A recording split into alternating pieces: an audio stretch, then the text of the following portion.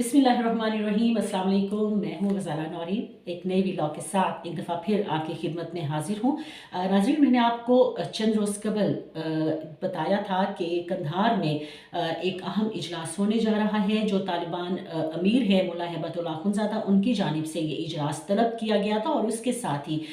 ये हिदायत दी गई थी कि अफ़गान अबूरी हुकूमत के जो वज़रा हैं वो इसमें अपनी शिरकत को यकीनी बनाएं। बिलखसूस वजारत दिफा और वजारत दाखिला के लिए ये कहा गया था कि उसके हुकाम या वज़रा इस इजलास में अपनी शिरकत को यकीनी बनाएं। तो जनाब, अब ये इजलास कंधार में हो चुका है, इजलास हो गया है, लेकिन इस अहम इजलास में कुछ अहम वज़रा गायब थे। कौन से वज़रा यहाँ पर आए, कौन से वज़रा इस इजलास से गायब हुए, वज़रा ने इस इजलास में शिरकत क्यों नहीं की, और इसके साथ ही जो अफ़गान अबूरी हुकूमत के वज़ीर दाखिला हैं सिराजुद्दीन हक्कानी,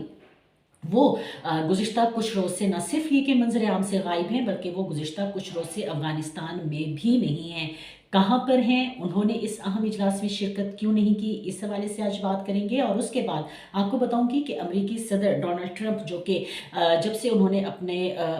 ओहदे का चार्ज लिया है अमेरिकी सदर के तौर पर मुसलसल खबरों की जीनत हैं, उन्होंने जी एक बड़ा वाज़ेह पैगाम दिया है और उन्होंने कहा है कि we will find you and we will kill you. किसको उन्होंने ये पैगाम दिया, इस पैगाम की पाकिस्तान के लिए और अफगानिस्तान के लिए क्या अहमियत हो सकती है, इस हवाले से भी आज बात करेंगे। तो जी वेरी क्विकली, सबसे पहले कंधार में इजलास के हवाले से बात करेंगे। कुछ रोज़ कबल मैंने बताया था एक व्लॉग में कि कंधार में कहाँ इजलास होने जा रहा है। एजेंडे के हवाले से भी आपको बताया था कि न सिर्फ ये कि पाकिस्तान और अफगानिस्तान के माबैन जो दो तरफ़ा ताल्लुकात हैं उस हवाले से बातचीत की जाएगी, बल्कि जो अमेरिकी सदर डोनाल्ड ट्रंप हैं, जब से उन्होंने चार्ज लिया है उनकी जानिब से जो कुछ अहकामात दिए गए हैं, कुछ एग्जेक्टिव ऑर्डर्स जारी किए गए हैं, उस हवाले से भी इस अहम इजलास में बात होगी। बिलखसूस जो अमेरिकी असलहा की मौजूदगी, अमेरिकी असलहे को वापस लेने के लिए जिस तरह से अमेरिकी इंतज़ामिया ने कहा है, अमेरिकी सदर डोनाल्ड ट्रंप ने कहा है, और उसके साथ ही जिस तरह से कि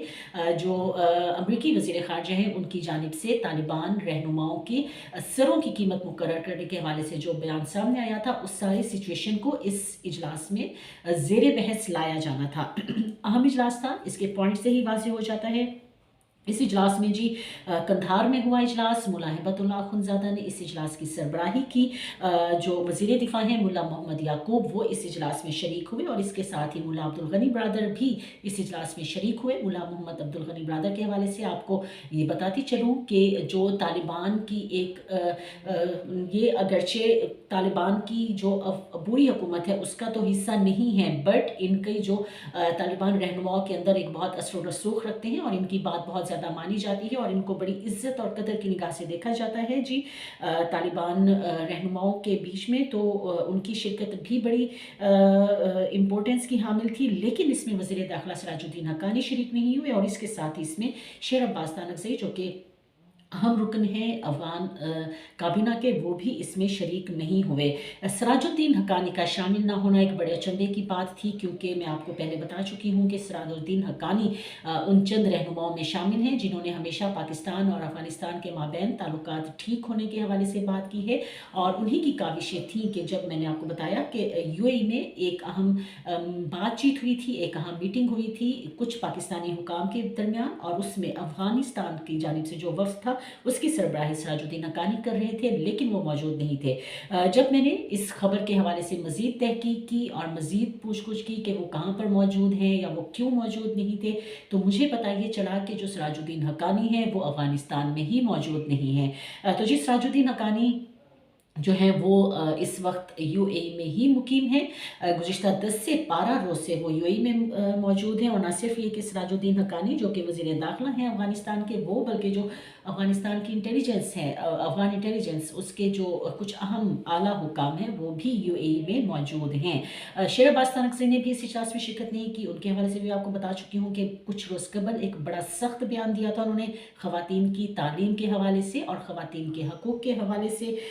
और ख़ास तौर पर उनकी जो वजह शोहरत है वो ये भी है कि वो जो मुल्ला हिबतुल्लाह अख़ुंज़ादा की जानिब से कुछ अहकामात हैं बिलखसूस ख़वातीन से मुतलिक और इंसानी हकूक़ से मुतलिक, उनको लेकर अक्सर तनकीद का निशाना बनाते रहते हैं, तो वो भी इस इजलास में मौजूद नहीं थे। और ये भी इतलात सामने आ रही हैं कि इस इजलास में जो कुछ वज़रा थे उनके माबैन कुछ चीज़ों पर इख्तलाफ राय भी सामने आया, बिलखसूस अगर बात की जाए ख़वातीन की तालीम के हवाले से, और फिर जो इंसानी हकूक़ हैं उनके हवाले से बात की जाए तो उसके दौरान भी इख्तलाफ राय सामने आया। और उसमें ज़ाहिर है कुछ लोगों का, कुछ रहनुमाओं का, कुछ वज़रा का ये कहना था कि अफ़गानिस्तान को न सिर्फ ये कि ख़वातीन की तालीम के लिए जो दरवाज़े हैं वो खोलने चाहिए, बल्कि जो दीगर इंसानी हकूक़ हैं उनकी तरफ भी तवज्जो देनी चाहिए, ताकि अफ़गानिस्तान के जो सफारती और तिजारती ताल्लुकात हैं दुनिया भर के साथ, उनके लिए दरवाज़े खुलें। अभी इब्तदाई मालूमात इस इजलास के हवाले से सामने आई हैं, मज़ीद मालूमात जैसे सामने आएंगी वो भी आपके सामने रखूँगी। और अब दूसरी खबर पर बात करते हैं जी। मैंने आपको बताया कि अमेरिकी सदर डोनाल्ड ट्रंप ने कहा है कि जी we will find you and we will kill you. किसके लिए उन्होंने ये कहा? कुछ रोज़ कबल ये बड़ा वाज़ेह था जब वो अपनी सदारती इंतखाब के लिए तकारीर भी कर रहे थे, और जब उनकी प्रेसिडेंशियल एड्रेसेस होते थे और उनकी जो प्रेसिडेंशियल डिबेट्स होती थी तो उसमें वो बड़ा वाज़ेह तौर पर जो बाइडन की जो दहशतगर्दी के ख़िलाफ़ हिकमत अमली है उसको निशाना बनाते थे, और वो बड़ा वाज़ेह तौर पर ये कहते थे कि वो अगर इक़्तिदार में आ गए तो वो एक दफ़ा फिर अमेरिका के दुश्मनों पर एयर स्ट्राइक्स करेंगे, दुनिया भर में करेंगे। तो उन्होंने इसका बाकायदा आगाज़ कर दिया है। गुज़िश्ता रोज़ एयर स्ट्राइक की गई, फ़िज़ाई हमला किया गया सोमालिया में, और ये फ़िज़ाई हमला किया गया दाइश के ठिकानों पर। और इस हमले के लिए जब सदर डोनाल्ड ट्रंप